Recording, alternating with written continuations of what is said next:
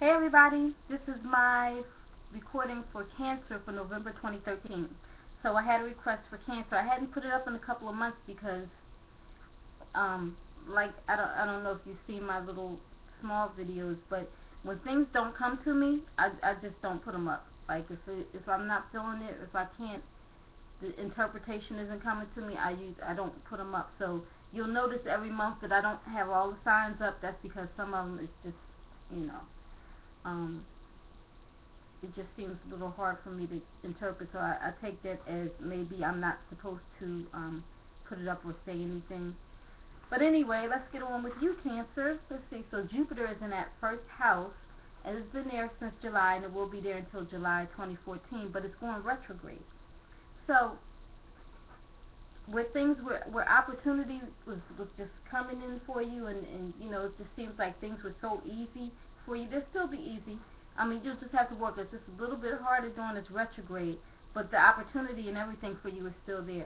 You'll still be feeling better. You'll still um, have this, because Jupiter is all about growth and abundance and wealth and good fortune, and it's exalted in Cancer, which in that first house. So it's all there. The opportunity is still there, and some people may not even be affected by it. They might not even feel it, but it's just you might feel like that you have to work just a little harder than you were doing. Okay, and it's only for a little while. It won't. It shouldn't be a bad transit. Then we have Mars in that third house. That third house is all about communications, the way you think, the way you speak, short distance travel, um, vehicles, friends, siblings, neighbors. So you'll be running a lot of errands during this month. There's some back and forth with phone calls and emails, and you might feel scattered. You might feel frustrated, um, just from so much. So you just might have to take a step back because you might feel like you might be doing too much. Okay, so just take a step back, breathe, and pray about it. And there may be some small little um, conflicts or annoyances or frustrations with friends, siblings, or neighbors. Like, that would be the transit for you. Like, you will probably be really frustrated or annoyed or something, and people might just get on your nerves, and you won't know why. But it's not them. This is actually just the way you're feeling. But it's a passing transit, and pray about it. It doesn't have to be that way. If you're aware of it, then you'll understand, and you'll say, well, you know, let me just walk away for a minute, or let me just take a breath for a minute, or whatever. So just be aware. Okay. Then we get to that fifth house. The fifth house for you is very busy. On the third, there's a solar eclipse, new moon. The sun is there because solar eclipse, and Saturn, and for the first week, Mercury retrograde. So, whew, first of all, wherever the sun is, that's the spotlight. That's where you shine. It's like you're shining a flashlight on that house, and this is the fifth house. Fifth house is all about children, romantic partner, creative endeavors. Um, it's a pleasure house, amusement. It's all about amusement. But Saturn is there, so this just means that there's going to be more responsibility probably when it comes to your children or romantic partner. There's more responsibility, or there's more, you're taking on more responsibility, or there's more activities. Like, I don't know if you're signing them up for a lot of activities. You're making obligations for your children or your romantic partner, and you're taking on all this. And with the solar eclipse and the sun there, it's like it's just opportunity for something. So you're taking some type of opportunity that has to do with the children or romantic partner. Like, you must be signing up for something to keep them busy, and you're going to be busy. Okay, you're taking on that responsibility, and it's just some type of maybe, I guess it's a good opportunity, whatever it is. It must, you know, I don't know, but I'm sure it's a good opportunity. And also, it could be some type of creative endeavor that you have a chance to work on, that you may be, that may involve children, and you're taking on this big responsibility.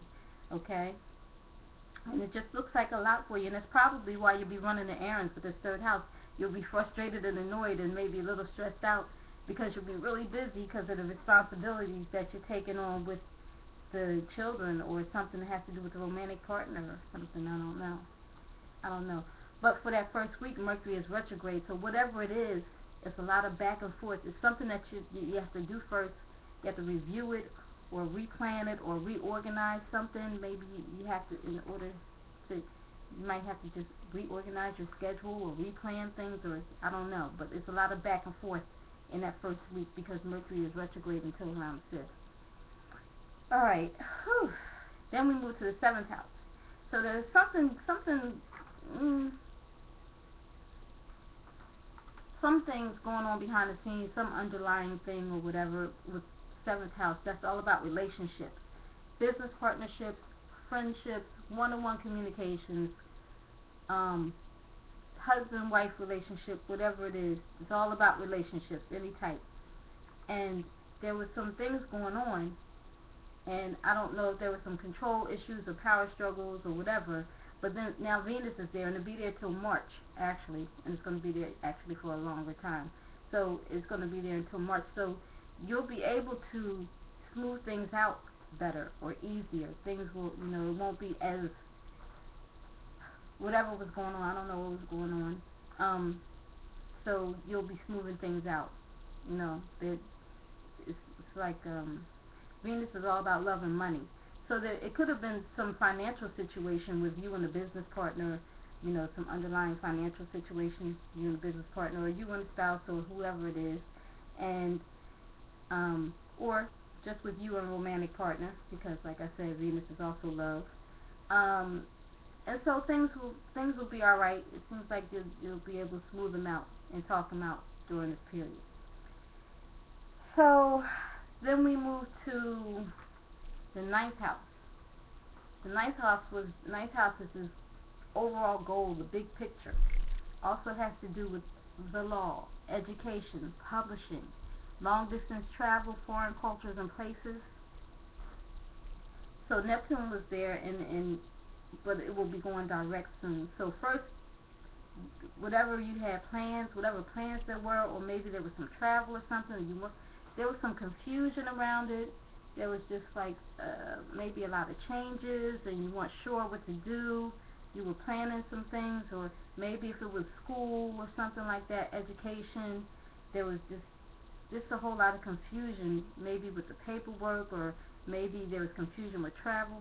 But things should be clearing up now. So this goal, this overall goal, this big picture, now things are clearing up. There's just a lot going on, and you weren't really sure, what was going on, what to do about this, or if you were writing, maybe you have writer's block, but things will be clearing up now, okay? And you'll be able to focus. You'll be able to focus because you weren't really able to focus before. You kind of felt foggy or out of sorts, so you'll be able to focus now. Also, did I say this was the house of religion? So, yeah, it's also the 9th house is also the house of religion. So that means pray more, pray more, pray more. And then we go to this 10th house. That's the career house. That's the public house. Authority figures, reputation, professional standing, and Uranus is there. Uranus is the awakener. It's sudden. It's unexpected. It's uncertainty, but also it's unusual and is far-thinking, far-looking, creative, and innovative. So now in this career, there's something, you must be coming up with some creative, innovative, unusual ideas with this career. I don't know, but there's Uranus-Pluto square. So that 10th house is squaring with your 7th. So maybe the things that were going on behind the scenes, those underlying things that I saw that were going on behind the scenes, if it was with a business partner, maybe the ideas that you had were creating some type of tension or conflict, but now you guys will be able to come to agreement and work it out. If it was a spouse or romantic partner, or whatever it is. Maybe you all had some, your ideas were different and you couldn't get it together, you couldn't get on the same page, but now maybe you'll be able to work things out. Like, it was something going on with the 10th house with your that's more like a career, so it has to be with a business partner, because 10th house is the public house, it's dealing with career and authority figures. So probably more so with a business partner. You guys couldn't come on the same page with the ideas or something, I'm not sure. But now you're getting it together. You might be able to work it out now. Or there may be money coming, okay, to you and your business partner, or you and your spouse, or whatever. But I'm going to say business partner because it's squaring up with that 10th house, which is career mostly, and authority figures. So, yeah. The situation could have been surrounding money also. Okay. Alright. And I think that just about does it for you, Cancer. Yeah. So I thank you so much for watching. I say this in all my videos. I will continue to say it. This is strictly for entertainment purposes only. None of this is set in stone, and before all of this, I put God first in my life. So thank you so much for watching, and have a blessed day.